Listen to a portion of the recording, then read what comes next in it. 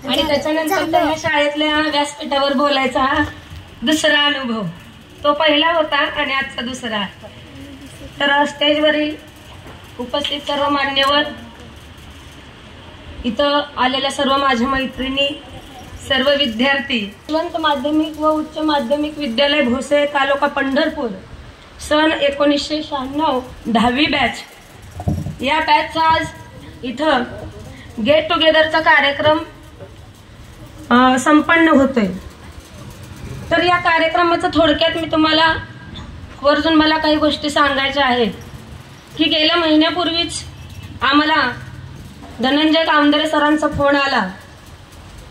कारण मुलांचा सहजासहजी ग्रुप होतो, परंतु ज्यावेळेला मुलं आणि मुली एकत्रित ग्रुप करायचा तर काही मर्यादा येत असतात, काही बंधनं असतात. प्रत्येक जण आपापल्या लाईफमध्ये बिझी असतो, काही लिमिट्स असतात प्रत्येकाला. नंतर मग हळूहळू मला वाटतं सोनाली कवडे यांच्या माध्यमामधून ते आम्हा सर्व विद्यार्थिनींपर्यंत पोहोचले. आमचे मोबाईल नंबर घेतले आणि नंतर त्यांनी एक एकत्रित ग्रुप केला आणि मग लगेच या कार्यक्रमाला थोडी चालना मिळत आज आपण त्याचं रूपांतर या कार्यक्रमामध्ये होताना बघतोय. आणि सर्वप्रथम आपण धनंजय गावंढरे आणि सोनाली कवडे यांचं सगळ्यांनी आपण आभार मानूया आणि टाळ्यांच्या गजरात हे आभार त्यांचं मानलं पाहिजे. आपण बाकीचे सगळे काम करतच असतात, हे टीम वर्क आहे, कुणी एकानं केल्यानं हे काम होत नसतं. तर आता हे झालं थोडंसं कार्यक्रमाबद्दल.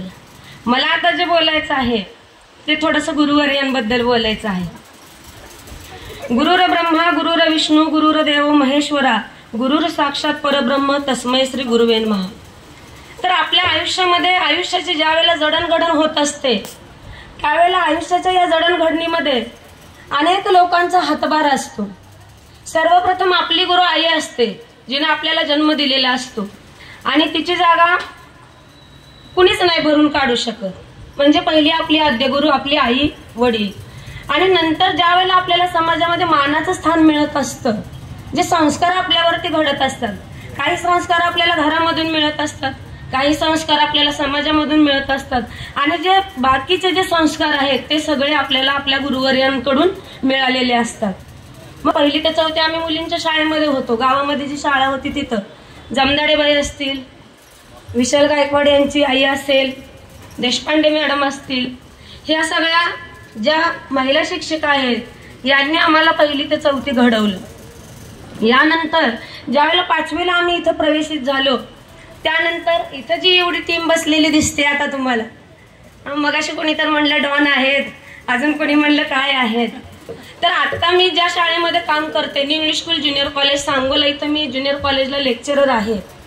आता सध्याचं विद्यार्थ्यांचं वातावरण बघता मला माझ्या आयुष्यातले जे अनुभव आहेत ते पदोपदी आठवत राहतात की आपण काय विद्यार्थी दशेमध्ये शिकलो आणि कसं शिकलो आणि आताची मुलं काय शिकतायत किंवा कसं पुढे जात आहे. याच्यामध्ये जर तुम्ही बघितलं तर खूप तफावत आहे. तर आता मला पहिल्यांदा मी प्रत्येक शिक्षकांचं एक 2-2 सेकंद होईल तुम्हाला थोडेसे सांगते की मला आलेले अनुभव 10वी पर्यंत. त्यावेळेला त्या मातीच्या गोळ्याला आकार देण्याचं काम हा कुंभार करत असतो. म्हणजे त्या चाकावरती ज्या वेळेला ते चिखल ठेवला जातो आणि ते त्या बोटाने फिरवत राहतो त्यावेळेला चांगला एक सुंदर फुलदाणी तयार होते, सुंदर मडकं तयार होतं. म्हणजे तो कुंभार जसं त्याला आकार देत राहील तसा तो व्यक्ती घडत असतो, म्हणजे ते मडकं घडतं किंवा ती वस्तू घडते. तसंच आमच्या आयुष्यामध्ये ज्या वेळेला आम्ही या प्रांगणामध्ये 5वी ते 10वी घडलो त्यावेळेला आम्हाला या शिक्षकांनी त्या मातीच्या गोळ्याप्रमाणेच घडवलं, त्याला आकार देण्याचा काम केलं आणि त्याचंच आज रूपांतर तुम्हाला इथं दिसतंय की मी इथं उभारलेली आहे. आणि हे सगळं पाठबळ मला माझ्या या गुरुवर्यांमुळे मिळालेलं आहे. शिवाय माझे वडीलही या संस्थेमध्येच काम करत होते, इथंच होते, क्रॉप प्रोडक्शन विषय शिकवत होते. त्यांचंही मला वाटतं इथं खूप योगदान आहे, कारण शेतीविषयी म्हटलं आणि शेतीचं उत्पन्न काढण्यामध्ये त्यांचा हातखंडा होता. त्याच्यानंतर दुसरे सर आपण बघूया, मुलानी सर आहे. मुलानी सर आहे हा. त्यानंतर ताकतोडे सर, परवाच मी नाव काढलं होतं मॅडम यांच्या जवळ, कवडे मॅडम जवळ. ताकतोडे सर आपल्याला शिकवायला होते, त्यांना आठवेना झालते लवकर. त्यानंतर गांगवे सर म्हणजेच देशपांडे सर. तुम्ही जर आता तुम्ही बघितलं असेल तर सर कोणाला ओळखायला आले नसतील, मलाही नाहीत आले. सरांचे केस वगैरे ती हिप्पी अशी उलटी झालेली असायची. आणि ज्या वेळेला तुकाराम मस्के सारख्या विद्यार्थ्याचं भाषण मी कुठं तर ऐकते, त्याचं मनोगत मी कुठं तर ऐकते, त्याचं तो एक चांगला वक्ता म्हणून घडलाय किंवा लोकांपर्यंत तो पोहोचलाय, जर ते कुणाचं याच्यामध्ये श्रेय असेल तर ते म्हणजे या देशपांडे सरांचं आहे. कारण ज्या वेळेला तुकाराम मस्केंचं मी भाषण ऐकते त्यावेळेला नेहमी मला देशपांडे सरांची आठवण येते, नेहमी म्हणजे नेहमी. आणि मला वाटतं माझ्या शाळेतला संस्कार पवार हा विद्यार्थी सुद्धा तुकाराम मस्के यांच्याकडं वक्तृत्व कला शिकण्यासाठी तो बरेच दिवस येत होता. म्हणजे वक्तृत्व कलेमध्ये हातखंडा जर कुणाचा असेल तर तो देशपांडे सरांचा होता. यानंतर आताच तुम्ही ज्यांचा उल्लेख केला ते म्हणजे डॉन. बघा, मला मगाशी म्हणत होते या दोन कोण आहेत. पण आपण सुद्धा आता वयाच्या 43व्या टप्प्या म्हणजे वय वर्ष 43 मध्ये आपण आलेलो आहोत. कारण आपण खूपच लवकर भेटतोय, ते 28 वर्षानंतर फारच लवकर झालंय आपलं गेट टुगेदर आहे, ते फारच लवकर झालेलं आहे. तर काळे सरांबद्दल सांगायचं झालं तर एक आदरयुक्त जी भीती असते, म्हणजे सगळ्या शिक्षकांबद्दल असते नाही असं नाही, पण काळे सरांबद्दल जी भीती होती ती फारच अशी कुठं दिसले तर असं धसका बसल्यासारखं वाटायचं. तर काळे सरांचा भूमिती विषय सतत आठवतो. आता जी मुलं शिकतायत, ट्युशन लावतायत, आम्हाला कुठलीही ट्युशन नसताना जो आम्ही चांगला गणित आयुष्यामध्ये शिकलो, व्यवहार ज्ञान आलं, ते असतील काळे सर. त्यानंतर पांढरे सर मला वाटतं गेलेले आहेत. तर मी माझ्या ज्युनियर कॉलेजमध्ये जो विषय शिकवते तो पांढरे सर जे विषय आपल्याला शिकवत होते तोच विषय मी शिकवते, इंग्लिश विषय. तर ज्या वेळेला मी पोयम मुलांसमोर प्रेझेंट करते त्यावेळेला बरेच विद्यार्थी माझ्याकडे येतात, विचारतात मॅडम तुम्ही पोयम जी शिकवता ती खरंच पद्धत चांगली आहे. त्यावेळेला नेहमी माझ्या तोंडातून आपसूक येतं की माझे गुरुवर्य मला असे शिकवत होते पांढरे सर. आणि नकळत पांढरे सरांचं सतत नाव येतं, काळे सरांचं येतं.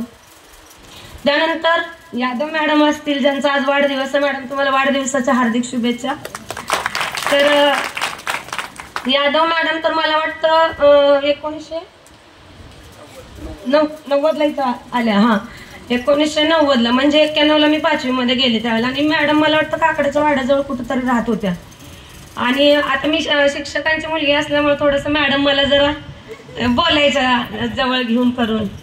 आणि मॅडमची अशी एक ओळख, मॅडमने मला एकदा डस्टर फेकून मारला, म्हणजे मारला होता दुसऱ्याला परंतु लागला मला, म्हणजे हो रक्त निघलं होतं. बरोबर आहे, मॅडमला आठवते. म्हणजे मॅडमने कुणाला तर ते असं फेकून दुसऱ्याच्या दिशेनं मारला आणि तो माझ्या नाकाला लागला आणि मला घणा फुटला.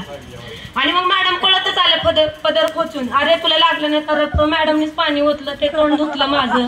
ह्या बऱ्याचशा गोष्टी घडल्या. म्हणजे मॅडमचा उद्देश होता दुसऱ्याला मारायचं, खरं मला लागलं.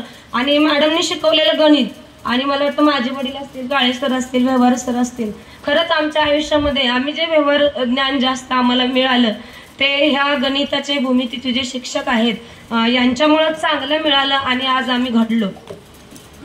यानंतर बंगाळे सर आहेत. बंगाळे सर मला वाटतं जर ते एकदा सांगोल्याला आलेले होते, त्यांचं काय तर पुस्तकाचं प्रकाशन करायचं होतं, छपाई करायची होती आणि त्यावेळेला सर आले. म्हणजे आता मी सुद्धा एवढा अस्खलित बोलते म्हणजे हे कशाचं फळ आहे, तर या लोकांच्या सपोर्टमुळे किंवा यांनी माझ्या आयुष्याची जडणघडण केली म्हणून.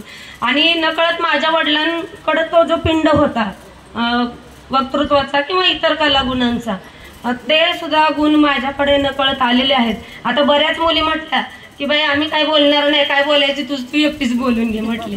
आणि मी म्हटलं अरे एक दोन ओळी तरी बोला. आता बराच काळ निघून गेलेला आहे, 28 वर्षाचा काळ निघून गेलेला आहे. एक तर ग्रुप तयार होत नव्हता, झाला तर ते मोबाईलवर आधीच काय जरा इकडे मेसेज तिकडे मेसेज गेला. आता बरेच जण इकडे ह्या बाजूला तुम्हाला बसलेली मंडळी तिथे थोडी दबून बसलेली दिसत आहे. आता ते तुम्ही थोडं समजून घ्या का, तर म्हणजे ते आम्हालाही जाणवलं ते थोडस. पण असं ते ठीक आहे ना, तुमची सहचारिणी आहे, आलंच पाहिजे, त्यांनाही कळलं पाहिजे की मी किती पारदर्शी आहे. ह्या गोष्टी तुम्हीही त्यांच्यासोबत ठेवल्या पाहिजेत. त्यांनी नाही तर घरी जाऊन मग तुम्हाला तर ह्या गोष्टी नको आहेत. ठीक आहे, चांगल्या गोष्टी आहेत. तर गेट टुगेदरच्या या कार्यक्रमाला आम्हाला इथं बोलवलं, आम्हाला मान सन्मान दिला.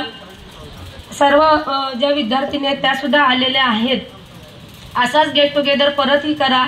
चांगल्या पद्धतीचा प्रतिसाद तुम्हाला पहिल्याच कार्यक्रमाला मिळालेला आहे असं मला वाटतंय.